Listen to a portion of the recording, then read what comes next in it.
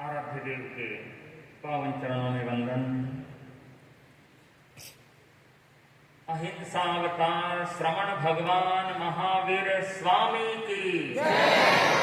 अहिंसावतार श्रवण भगवान महावीर स्वामी की जय। पूज्य गुरुदेव युग प्रधान शांति दूत आचार्य श्री महास्वामी जी के श्री चरणों में वंदन। शासन स्तंभ श्रद्धे मंत्री मुनि श्री सुमेरमल जी स्वामी के श्री चरणों में वंदन।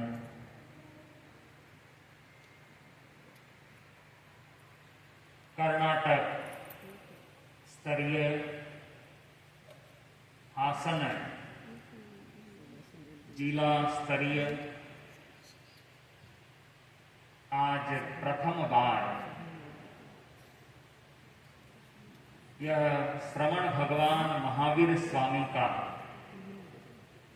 जन्म कल्याणक महोत्सव कर्नाटक सरकार द्वारा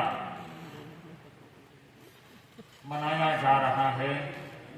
और आज हम इस कला भवन कला क्षेत्र में बैठे हैं। मंचासीन हमारे सभी महानुभाव, जैसे भगवान महावीर स्वामी का जन्म वैशाली गणतंत्र, आज जो हमारा भारत गणतंत्र कहलाता है, उसको प्रेरणा कहां से मिली? तो उसका कॉन्स्टिट्यूशन अगर हम पढ़ते हैं, लॉ पढ़ते हैं, तो उसमें वैशाली गणतंत्र से ही यह भारत गणतंत्र बना। तो चूंकि मैं अभी हिंदी में बोल रहा हूं और कर्नाटक में आया हूं, पहली बार हमारी कर्नाटक और इधर की यात्रा हो रही है, तो ನಾವು कन्नड़ कलिता इद्दीवी। थोड़ा थोड़ा कन्नड़ा सीखने का प्रयास भी कर रहा हूं, क्योंकि हमारे प्राचीन आचार्य उन्होंने भी कन्नड़ा में बहुत साहित्य लिखा। हमारे यहाँ पर बैठे हैं विद्वत पुरुष, तो उन्होंने जिस तरह से कन्नड़ा को अपनाया, तो कन्नड़ा एक अपनत्व वाली भाषा बन गई। उन्होंने केवल साहित्य ही नहीं, ऐसे अनेक ऋषि मुनि इसी कर्नाटक की भूमि से हुए हैं। हम अभी चिकमंगलुरु उधर से होकर के आए, तो वहां पर मार्ग में कुवेंपु यूनिवर्सिटी आई। तो कुवेंपु एक यहाँ के महान कवि हुए कि जो भी भगवान महावीर के सिद्धांतों से बड़े प्रभावित थे।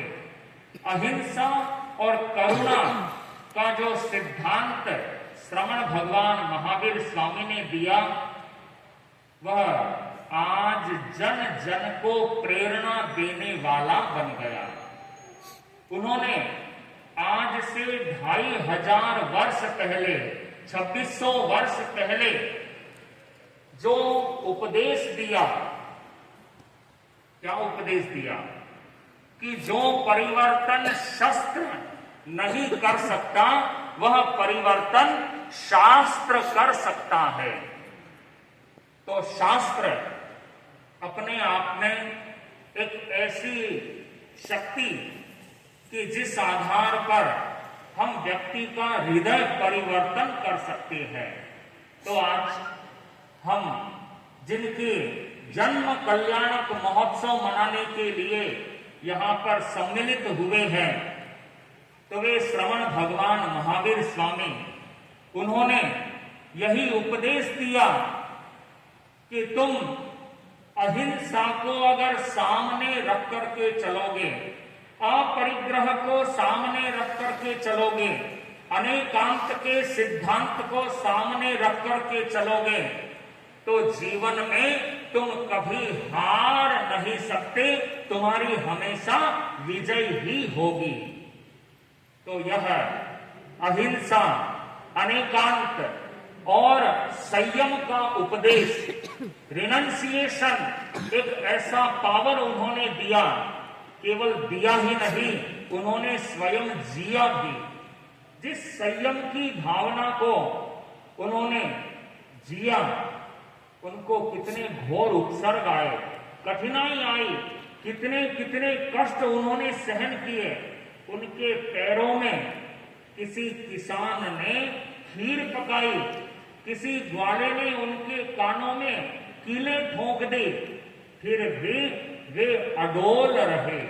उनका वह संयम का भाव, अहिंसा का भाव, करुणा का भाव, वह अपने आप में उन्हें महावीर बनाने के लिए प्रतिबद्ध हुआ।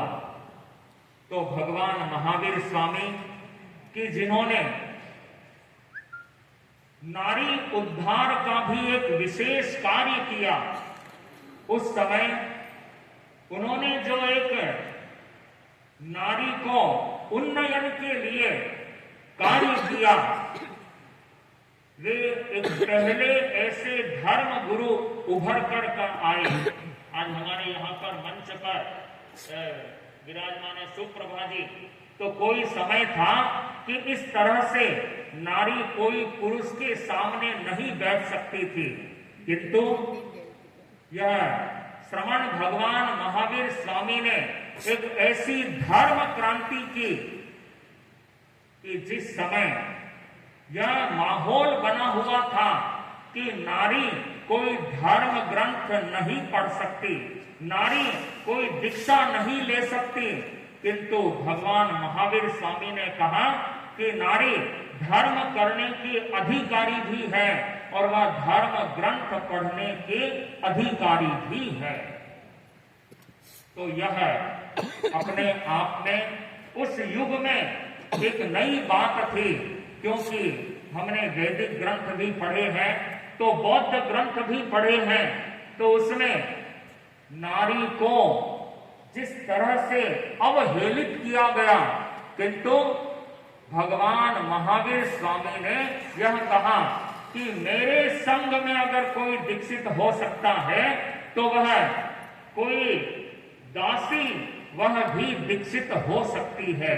और उन्होंने जो चंदन बाला को दीक्षा दी, कैसे दी कि वह दासी के रूप में बाजार में बिकी हुई। कोई जमाना था कि जब केवल जानवरों को ही लेन देन नहीं होती थी, उनकी लेवा बेची ही नहीं होती थी, मनुष्यों को भी बेचा जाता था। किंतु भगवान महावीर स्वामी ने इसका कड़ा विरोध किया और जो धर्म के नाम पर होने वाली हिंसा, उस हिंसा को भी नकारा कि इधर तुम धर्म की बात करते हो और इधर अगर हिंसा करते हो तो वह मान्य नहीं है। तो इस तरह से उनके जो उपदेश वे आज भी हम सबके लिए एक आदरणीय, एक आदर्श रूप में बन गए। भगवान महावीर स्वामी के पास अनेक राजा भी दीक्षित हुए, तो अनेक ऐसे सेवक भी दीक्षित हुए। उनके पास बड़े बड़े सेठ साहूकार भी उनके भक्त बने, तो वहां पर एक ऐसे दास दासी भी और चांडाल कुल में जन्म लेने वाले हरिकेशी बल मुनि कि जिनका हम सबको इतिहास पता है कि किस तरह से वे चांडाल कुल में जन्मे, किंतु उन्हें जब महाराजा बन गए, जब साधु बन गए, तो उसके बाद एक राजा ने भी, राजा श्रेणिक ने भी उन्हें क्या किया, नमस्कार किया। तो यह सारी देन हम भगवान महावीर के उन सिद्धांतों में देखते हैं। और सबसे बड़ी बात कि जो आज की जीवन शैली को प्रभावित करने वाली, आज हम देखते हैं कि छोटे से लेकर बड़े तक सभी टेंशन में जी रहे हैं, स्ट्रेस में जी रहे हैं।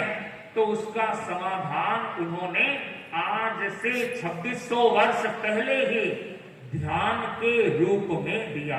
मेडिटेशन कि मेडिटेशन एक ऐसी प्रक्रिया कि जिसके द्वारा हम हमारे भीतर की ऊर्जा को वापस जगा सकते हैं।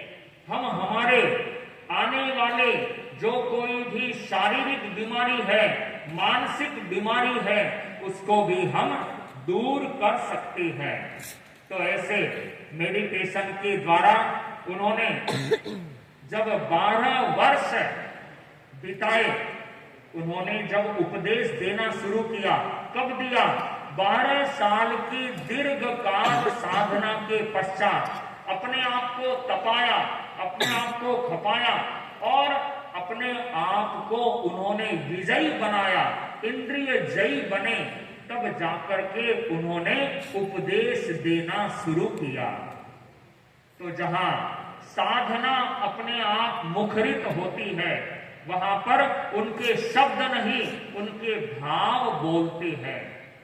तो ऐसे श्रमण भगवान महावीर स्वामी की जहां उन्होंने जन्म लिया, कोई बहुत बड़ी जगह नहीं थी, राजा का कुल था, किंतु वह क्षत्रिय कुंड ग्राम कि जिसे कुंडलपुर के नाम से पहचाना जाता है।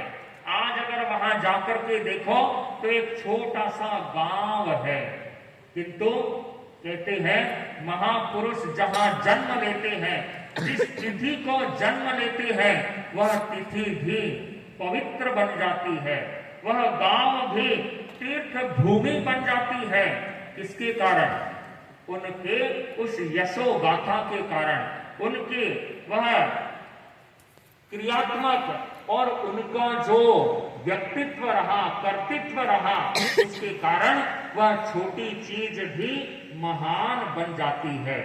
तो आज हम उस महापुरुष के चरणों में बार बार शत शत वंदन करते हैं।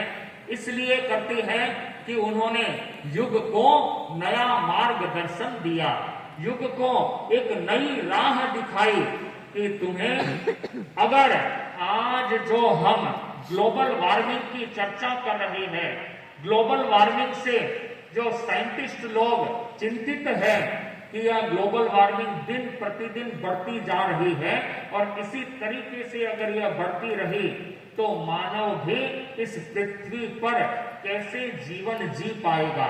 तो इस ग्लोबल वार्मिंग की समस्या का समाधान कब दिया गया?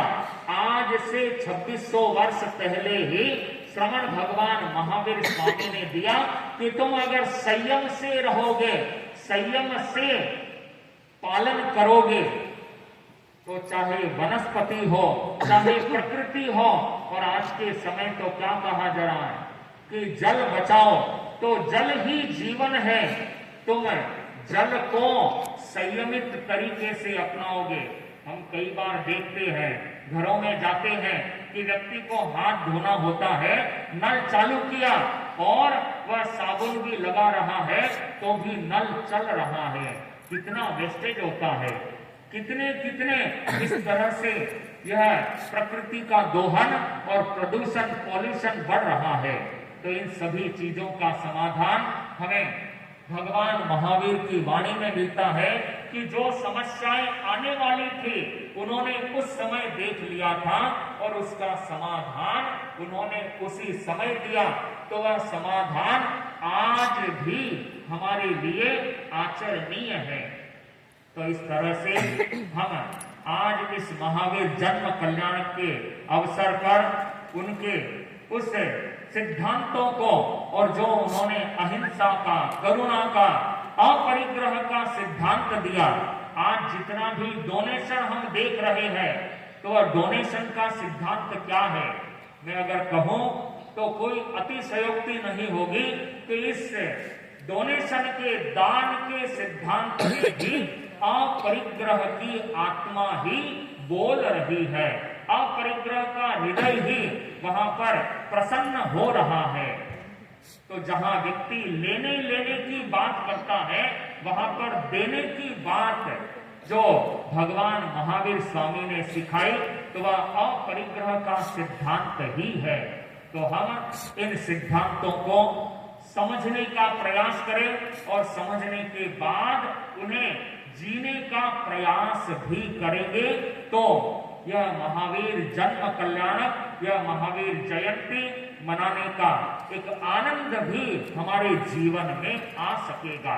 तो मैं ज्यादा लंबा ना चलूं, हम और भी वक्ताओं को यहाँ पर उपस्थित है उन्हें सुनना चाहेंगे।